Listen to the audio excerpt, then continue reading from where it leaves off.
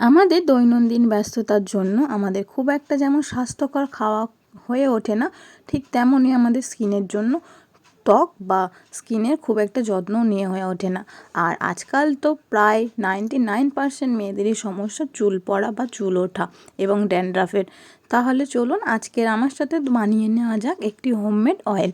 তার জন্য আমি প্রথম থেকে শেষ পর্যন্ত ভিডিওটি দেখার জন্য রিকোয়েস্ট করব, ভিডিওটি স্কিপ করবেন না, তাহলে কয়েকটা প্রসেস হয়তো আপনারা মিস করে যেতে পারেন। নমস্কার বন্ধুরা, কথাটা শিখরে জানাই সকলকে স্বাগত। আমি যে তেলটা ব্যবহার করি এবং আমার চুলের রহস্য আমি আপনাদের সাথে আজকে সিক্রেট সেই তেলটি শেয়ার করছি। আর সমস্ত উপকরণই কিন্তু আমাদের বাড়ির আশেপাশে আপনারা পেয়ে যাবেন এবং খুবই হয়তো কিছু কিছু জানেন, কিছু কিছু হয়তো জানেন না। তাহলে দেখে নেওয়া যাক। আমাদের গাছের দুটো ফ্রেশ অ্যালোভেরা পাতা নিয়ে নিচ্ছি কয়েকটা একদম ছোট ছোট যে জবা ফুলের পাতা, আর কিছুটা নিম পাতা। নিম পাতা দিলে কি যে চুলের অ্যান্টি ড্যান্ড্রাফ বা যেগুলো খুশকি হয়ে থাকে সেগুলো আর হবে না। আর নিয়ে নিচ্ছি ক্ষুদিকেষ্ট পাতা, এটা সবারই বাড়ির আশেপাশে পেয়ে যাবেন এবং কয়েকটা 5 থেকে 6টা জবা ফুল নিয়েছি। প্রাকৃতিক উপকরণ দিয়ে যে এত কিছু তৈরি করা যায় সেগুলো হয়তো আপনারা জানেনই না। জবা ফুলের জন্য জবা ফুলের পাতার জন্য এবং অ্যালোভেরার জন্য তো অবশ্যই চুল সিল্কি এবং শাইনি হবে। আর হ্যাঁ, সাথে নিয়ে নিচ্ছি নারিকেল তেল, উত্তমে যে নেহার, আর নিয়ে নিচ্ছি চা পাতা, কালো তিল, আর সামান্য যে সাদা তিল বলা হয়, আর নিয়ে নিয়েছি তেজপাতা। তেজপাতাটা একটাই ছিল তার জন্য একটা নিয়েছি, আপনারা 3টে থেকে 4টে নিতে পারেন। তো সমস্ত উপকরণ আমরা নিয়ে নেব। আর এই যে উপকরণগুলো এর এতটাই ভালো যে নির্ভেজাল এবং চুলের পক্ষে কিন্তু সত্যি খুবই উপকারী। আর কোনো চুল পড়া চুল উঠবেও না, আর চুল কিন্তু সিল্কি এবং শাইনি হবে, আর চুল গ্রোথও হতে বা সাহায্য করবে।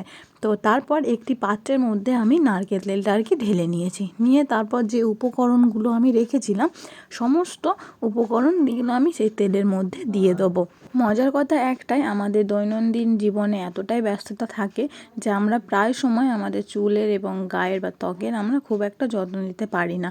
তাই আপনারা এই তেলটা একবার বানিয়ে রেখে দেবেন এবং যতদিন না শেষ হচ্ছে ততদিন আপনারা এটাকে ব্যবহার করতে পারবেন।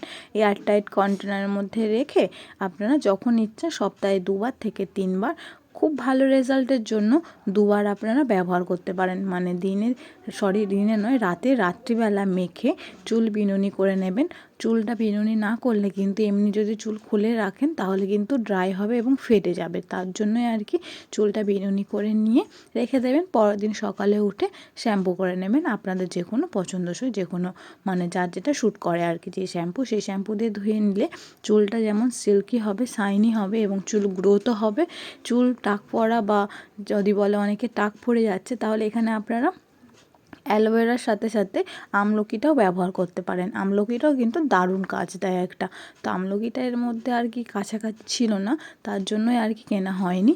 তো যাই হোক, সমস্ত উপকরণ দিয়ে তেলটা একদম লো আঁচে কিন্তু আধ ঘন্টার জন্য এটাকে রান্না করে নিতে হবে। রান্না বলতে কি, আর ফুটিয়ে নিতে হবে যতক্ষণ না এই উপকরণগুলো একদমই কালো হয়ে যাচ্ছে, ততক্ষণ পর্যন্ত ফুটিয়ে নিতে হবে।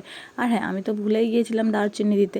দারচিনিটা এতটাই কাজে দেয় না, তো বলে বোঝাতে পারবো না। আমার কিন্তু যবে থেকে আমার নিজের জ্ঞান হয়েছে আর কি, বা যবে থেকে আমি স্কিনের প্রতি একটু সজাগ হতে শিখেছি, তবে থেকে আমি এই তেলটা ব্যবহার করি। একবার বেশি করে তৈরি করে নিই, এবার 3 থেকে 4 মাস তো অলরেডি চলেই যায়, কারণ আমি তো সবসময় তেলই মাখি না। এই যা সপ্তাহে 2বার থেকে 3বার মাখি এই তেলটা, মেখে তারপরের দিন শ্যাম্পু করে দিই। দিলেই কিন্তু অনেকেই আজকাল যে স্টাইলিশ বা যাই হোক না কেন, অনেকেই তেল দেওয়াটা পছন্দ করে না, কিন্তু রাতে মেখে সকালে শ্যাম্পু করে নিলাম, তাহলে অসুবিধাই হলো না এবং চুলে কিন্তু যত্নটাও নেওয়া হলো। আর চুলের আমাদের যেমন ইচ্ছে স্টাইলিশও করে বেঁধে নিতে পারি। তো যাই হোক, অনেকটাই গল্প করতে করতে এদিকে এইগুলো কিন্তু সমস্ত উপকরণগুলো কিন্তু আস্তে আস্তে একটু পুড়ে যাচ্ছে বা একটু কালো হয়ে যাচ্ছে। আর কখনোই কিন্তু এই সময় কিন্তু আঁচটা জোরে দেবেন না, একদমই যত পারবেন ধিমে আঁচে বা একদমই লো আঁচে কিন্তু এটাকে রান্নাটা করে নিতে হবে।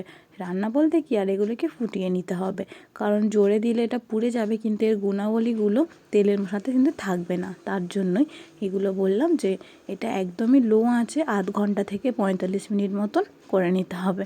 তারপর দেখুন অনেকটাই কালো হয়ে গিয়েছে। তারপর ঠান্ডা করে নিয়ে একটি পাত্রের মধ্যে এভাবে জাল বা যে কোনো সুতির কাপড় দিয়ে এভাবে ছেঁকে নেবেন। তাহলে কি ওপরে যে ময়লা বলতে কি ওই যে কালো তিল এগুলো আর কি তেলের মধ্যে থাকবে না।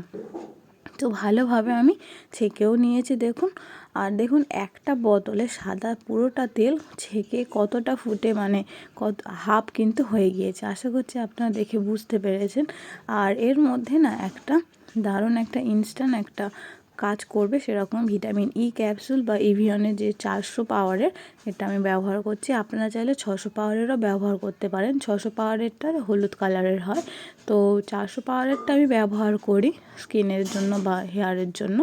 তো দুটো আমি হেয়ার মানে এই ক্যাপসুল দিয়েছি, মানে তেল অনুযায়ী দেবেন। যদি তেলটা একটু বেশি পরিমাণে হয় বা 1 কৌটো হয় তাহলে 4টে দেবেন, আর যদি অর্ধেকটা হয় তাহলে 2টো দেবেন। তো আমি এভাবে 2টো দিয়েছি, দিয়ে ভালোভাবে মিশিয়ে নিয়েছি, নিয়ে আমাদের তৈরি হয়ে গিয়েছে হোমমেড সিক্রেট তেলটি। তো এবার আপনারা এটাকে মেখে রাতে বিনুনি করে পরের দিন সকালে উঠে শ্যাম্পু করে নিতে পারেন।